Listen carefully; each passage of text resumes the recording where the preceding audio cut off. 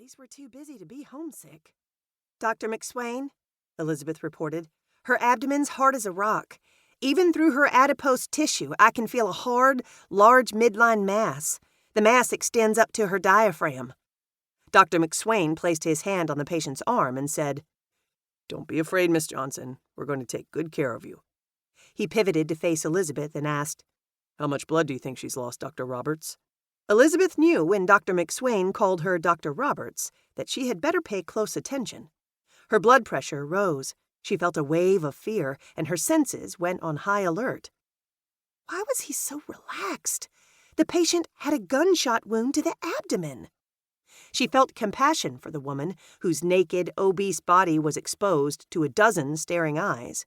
Most Room 4 patients were unconscious and could not watch the crowd observing them. But until her condition was proved stable, the patient's body remained exposed while the medical team searched for clues. I'm more nervous than the patient, Elizabeth thought as she answered Dr. McSwain's question. Sir, her blood pressure's high and her pulse is strong and steady, with tachycardia at 96 beats per minute. Her abdomen is thick and large, so a lot of blood could be contained within, and we couldn't feel it. But her wounds look superficial. I doubt she's lost much blood, said Elizabeth. Miss Johnson howled again, grabbed her lower abdomen, and begged for pain medicine. I'm peeing on myself. It hurts so bad that I done peed myself. Ain't you doctors gonna do nothing to help me? I'll be shot up. Livy patted the patient's other arm and whispered to one of the young nurses. It's across the hall in L and D. Elizabeth couldn't hear Livy's entire list of instructions, but she knew Livy had already figured out what needed to be done and was sending her nurses to get supplies. Though Elizabeth resented feeling one step behind the head nurse again, her dislike of being bested was mixed with her relief that Livy was competent and calm. Dr. McSwain leaned over the patient and asked, Ma'am, are you pregnant? She screamed, What kind of stupid doctors are you? Of course I ain't pregnant. I've been shot.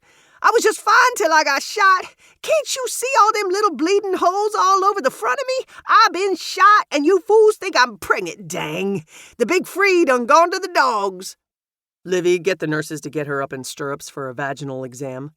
He turned to the two EMTs. Her legs are heavy, so Joe and Rob lend a hand, said Dr. McSwain. Elizabeth froze. Flabbergasted, her grandfather's words flashed into her mind. Girl, you look like a cold Flanders been slapped across your face.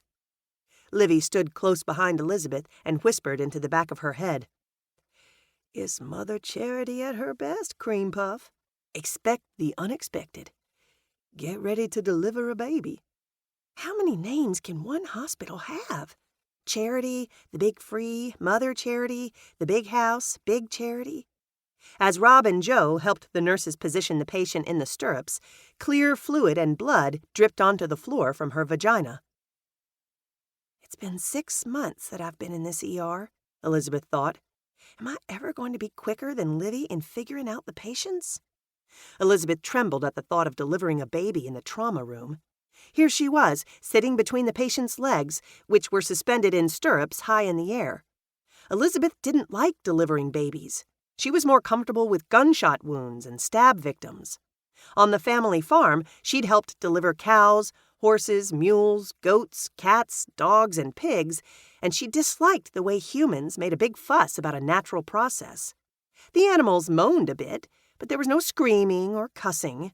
Elizabeth had ruled out obstetrics as a career choice on the first day of her rotation when a young woman grabbed her around the neck and screamed, I want an epidural now! At least there's no chest trauma. I'd rather deliver a baby than have to call Dr. White. He's the last person I want to see on Christmas Eve. The patient thrashed about, screaming, Give me some pain medicine! You fools are letting me suffer for no good reason! Elizabeth parted the patient's labia and saw a head covered in wet hair protruding from the vagina. She massaged the walls with lubricant. The patient groaned as a slime-covered baby girl shot out into Elizabeth's hands. Elizabeth heard a nursing student sigh and say, That was so beautiful. That one will be a labor and delivery nurse, Elizabeth thought. Elizabeth wanted nothing to do with obstetrics, but she could see the young nurse was